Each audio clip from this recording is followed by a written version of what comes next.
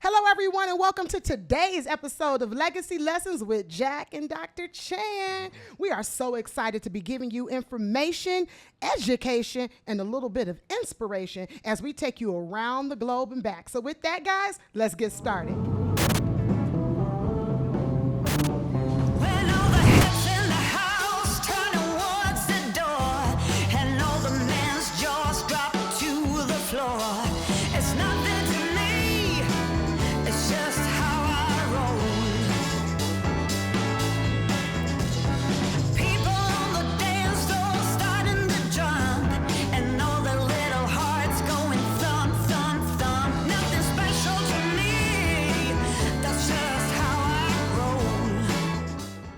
This is our actual first episode together. Oh my goodness, this is super cool. So I think today we're just going to spend some time getting to know you. You know, for those of you all that have not met, my dear friend, Dr. Anthony Chan, former chief economist at JPMorgan Chase, but most importantly, my dear friend. And we are here live in Las Vegas, Nevada. So the last time we were actually out in Vegas together was, I want to say, back in 2019, about 5 years ago. We had the honor of attending the Black Enterprise Women of Power Summit, and you and I did a breakout session. And so I would love to, I know we're going to get to know you a little bit, but let's dive into that. And then, because I think that will then help to set the tone for a little bit about who you are and why I believe it was so timely that you and I came together for this show, Legacy Lessons, JaQ and Chan. Well, JaQ, that was a very exciting time because we basically addressed all these women of power that are very successful in their careers, but really didn't have a lot of background when it came to investing. And remember that you can make as much money as you can during your entire career, but if it's not managed well, it's not going to be your future legacy. And what we did in that conference was to empower many of these women to think about longer term, not only about their future, but their children's future and their family's future. And we did that in a very powerful way, and it was so well received. It really was. And let me explain, this audience, to your point, these are C-suite, executive level professionals.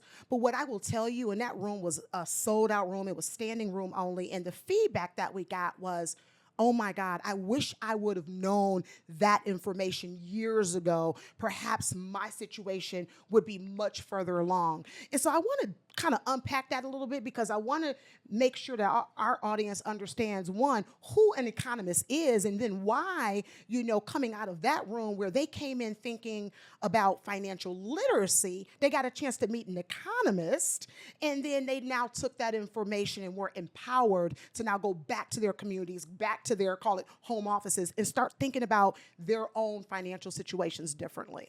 That's right, because I think when we think about investing, people always worry about, can I lose money? And by the way, if we invest over long periods of time, how do we know we're going to make money? And the simple message that I think needs to be delivered is that we have good times that are much, much longer than the periods where the economy is not doing so well.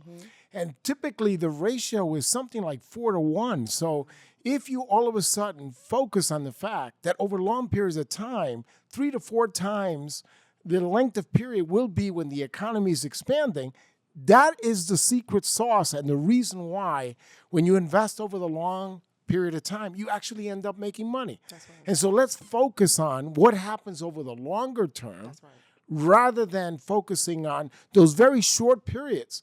Recessions last on average about 10 and a half months. And when you have these economic expansions that last 3, 4, 5 years, some have even lasted a decade, you can see why you make money over long periods of time. And then we also talked about the fact that you should diversify, which means that if you're invested across various assets, then you also benefit from the fact that when some assets are not doing well, others will overpower it. And again, over long periods of time, you will do well. That's right.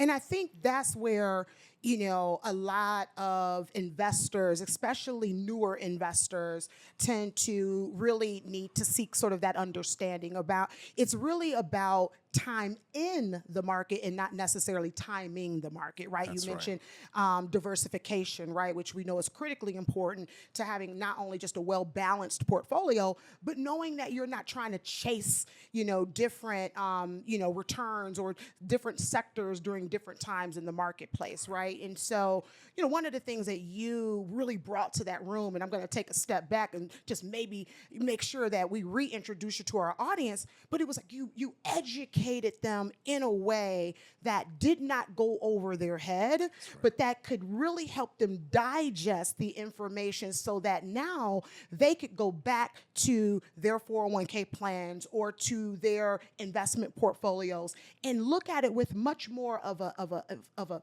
sort of intelligent view, for lack of better words, because they all walked away saying, wow, not only I came in this breakout session thinking I was going to get, maybe some financial literacy around budgeting and credit, which again, very, very important topics, but they walked away feeling empowered about how how the economy really impacts their investment portfolio. And again, things that in language, I keep wanting to go back to that word because this is legacy lessons, right? What really impacted them was that you made it easy and you made it simple for them to understand. So now they could go implement things that they were scared to do before or that they just didn't know what they didn't know. So let's talk about that. Well, JaQ, over my last 35 or 40 years in my career, my philosophy has always been that when you deliver a message, if it's not understood, it has no value. Yes. And so in order to empower people, in order to give people value from the time they spend studying the economy or financial markets, you have to make the message understood. That's right. And I think that in every presentation I've delivered, and I did more than almost 400 presentations a year to clients, ranging anywhere from crowd sizes of 200 to 2,000 people, every single venue that I've ever spoken at, I always want to make sure that the message has value and that it's understood. That's right. And I think that when we left that venue, everyone in that room understood the message. And that's why it was so powerful. So there was actually a recent story that was printed in the Wall Street Journal about a week or so ago around Black investors being some of the fastest growing investors in the United States right now, in particular, young investors and Black women. And so again, it kind of triggered me when I thought about that room that we were in. And again, the feedback that we got around, wow, once you educate me and keep it in a way where it's simple enough for me to digest. One of the things that Melody Hobson often says is that she says, if my 6-year-old can't understand it, then I'm not going to invest in it. And she's one of the world's probably greatest investors out there, right? And so that is something that as we seek to produce content for Legacy Lessons, it's really about exactly what you did. You empowered hundreds of women in that room because you kept it simple. And that's because 35 years, right? He's not only an economist, but let's talk about this. You've been a professor. You've been at the Federal Reserve. I mean, you have a little bit more background than just that. And so your educational background, I think, is also lending to the fact that you come in from that perspective as well, from that sort of you know how to educate, not just be an economist, but an educator, like a professor. No, that's right, JaQ. And I started my career as a university professor. So inside of me is always that big desire to teach people something, to leave them with something when they leave the room that's going to help them for the rest of their lives. That's a passion that I've always had. And I want to share that passion with everybody that I touch.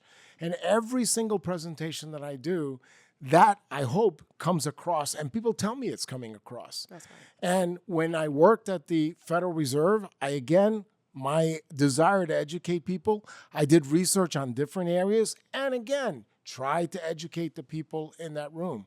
And that was true in almost every single part of my career, from the beginning towards the intermediate part. And even today, when I go around the country and I do these presentations sometimes around the world, it is always that passion to share what you know with others. And if you don't share it in a way that people can absorb it, it's not going to really have an impact. That's right. And the reason why we bring up education so much, and we're going to continue to have that as a common theme throughout Legacy Lessons, is because our clients, that's what they are.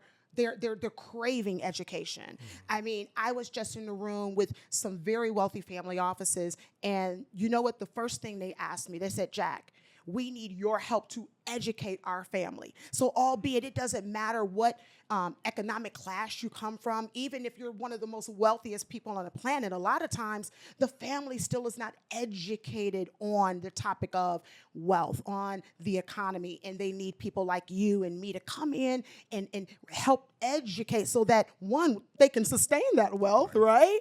And so that is what's going to be super exciting about these episodes, and as we think about the content moving forward, is being able to leverage that expertise of you being an educator, and us, we're going, and I like to always say, I like to keep things fun and keep it simple. So let's have a little bit of fun. We're going to break for an inspirational moment right now. So we learned a little bit about your background, but what people don't know, hello, is that you are a poet. So can you break us a little bar? Can you throw us a little something out there? Well, I always like to write poems on the market, on the economy. And one of the things that an investor has to do is to make sure that they watch the markets dance. And then at the same time, when you get the economic statistics that flow like a river, I want them to fall into a trance. And why do I want that?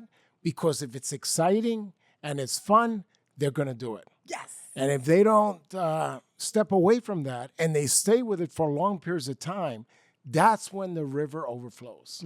That's when you start to see the benefits of what you're doing. That's right. And the first thing, JaQ, is to make sure that people feel comfortable, that somehow this is fun, as you say. To use your words, if this is not fun, they're not going to do it. That's right. And so they got to have fun, and they have to know that it's going to pay off over long periods of time. That's right. That's right. And so I'm just going to say, like, you know, I mean, this one right here is put out a poem. What was it, about 2-3 weeks ago? Yes. And it was like the ABCs that you wanted to really share for 2024 and really empower. Do you remember any of those? They were okay. Can you? I basically wrote about the lessons of a seasoned investor. And it was a poem that you deliver a message. And when you read it forward, it gives you one message. And when you read it backwards, it gives you a second message. And the first message was to get people motivated to invest and show the benefits of the investment. That's right. And when you read it backwards, you realize that when you stick to it and you become a seasoned investor and you absorb all the educational materials to make it fun, guess what? It's not only fun, it'll be successful and it'll be productive. That's right. And that was the heart of the poem. That's it. And so this is what's so cool, right? Like, we can take an economic report and turn it into poetry. That's right. And to make it fun, because nowadays, I mean, I think we could use a little bit of fun. Oh, yes, we can. We could use a little bit of fun. So outside of being like this incredible economist that takes us all around the world, which we're going to get into, what do you like to do for fun? I love writing, whether it be fiction, whether it be poetry. I love walking. I love traveling all over the world and inside the United States. I think to keep life exciting, you always have to stimulate yourself with different things. And by the way, that's why I think investing is so fun. Because when you're investing, you're looking at different sectors, you're looking at different parts of the economy, you're getting exposed to different things. Like, for example, today, look at the benefits of artificial intelligence. So much information is coming out of that trend, and you're learning different things. And so as you learn more things, guess what? Make them profitable for you yourself also. That's right. So there is an opportunity to have fun, but at the same time, take care of your future. That's right. That's right. You reminded me of when we actually last had a chance to connect. We were in New York City. and I was heading off to Africa for the very first time, and I remember, what you just said. It sort of just really opened me up when I landed on that continent, and when I had a chance to spend time in the community, and then from there I actually went over to Paris. Cheers to the Eiffel Tower. So I thought about you because I think, it's like when we would go out and do presentations in our former life, you would really help take us around the world and help us look at things from that global perspective. And so like me landing in Africa felt very different economically. Trust me, my dollar went real far. I ordered a glass of wine for $6. They bought me 2 bottles. I said, well, boy, oh boy, I can live here. And so, but then I go to Paris, and I was teasing. I said, well, my dollar went from hollering to stretching. Went from stretching to hollering, I should say. And so that same $6 got me like a shot of wine, that's true. not 2 bottles. And so, I know you love to travel. I know you love great food. I know you've been everywhere. But like, how has your experiences been like when you land in like Italy or Korea, and like how that differs from some of the things that we see day to day here in the United States? Well, that's interesting that you asked that question, JaQ, because as I've traveled to South Korea, I've traveled to Europe and to Italy, what you really find is that the people are not that much different. Yeah. What you do find is that the cultures may be a little bit different, but the people themselves are the same no matter where you go around the world. They all want to succeed. Right. They all want to take care of their families. They all want to secure a future. And so investing is, I think, the ultimate issue that actually unites us all around the world. That's right. And I think the exciting part of going to different parts of the world is that when we incorporate all those different cultures and all those different economies around the world, that's when you benefit. One of the things that I've always spent a lot of time on is tracking all the economies around the world. South Africa, I just did a global television interview a few days ago talking about South Africa. Yes. Right now, there's a lot of geopolitical conflict, and you might say, well, what does that mean for us? Well, in the case of South Africa, you're seeing that it's actually pushed the price of food a little bit higher. It's given them some challenges with energy, and they're exposed more than some other countries. For example, now the United States is going from a period where they were a huge oil importer. Now they're actually an exporter.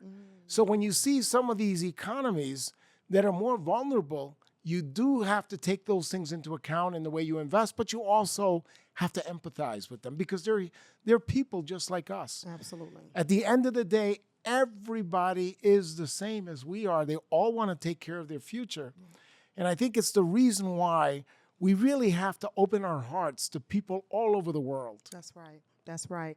I so appreciate that. And guys, today, this is like really just a taste of what we're going to be experiencing throughout Legacy Lessons. Just the opportunity to hear a little bit more about some of even our personal experiences as we've traveled the world. Like Dr. Chan just said, we're people. Everyone's, at the end of the day, we're all going for the same thing, and that's freedom. Right? The freedom to be able to have the ability to live the life that you want to live, hopefully healthy, right? Mentally, physically, emotionally healthy. Because if you don't have your health, you don't have your wealth. And so I'm sure we're going to talk about that in some of our upcoming episodes. But today we're gonna like wrap this episode up with just a couple of I want you to think about like that 1 or 2 nuggets. We're kicking off 2024. My theme for this year is there's more in store in 2024. And so we just got through some amazing things in 2023. The markets obviously, were, exploded last year. I didn't even think, we were going to have a year like we did, so lots of positive momentum coming into 2024 from a capital markets perspective. But if you were to wrap up, sort of like your thoughts overall, 2024, we've got a lot of things, right? The year of the elections, there's still a couple of wars going on. There's a lot happening out there, but optimistically, are we okay? Yeah, I think we are okay, JaQ, and I'll tell you why.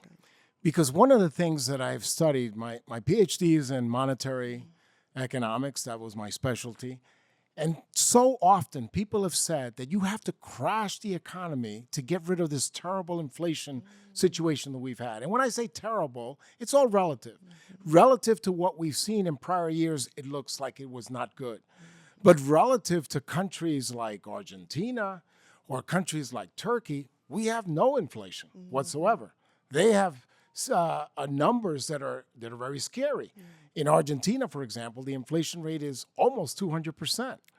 And when you look at Turkey, the inflation rate was even higher. So when you see these kinds of things happening all over the world over the last couple of years, you realize that things really are not that bad. And one of the things that I tried to basically deliver over the last 12 to 18 months was that, yes, we had inflation that was very high, but it's coming down. And the exciting part, JaQ, is that it's come down with very little cost. When we look at the number of people that are unemployed in this country, we are skirting with unemployment rates that are at levels that we haven't seen in 50 years. Wow.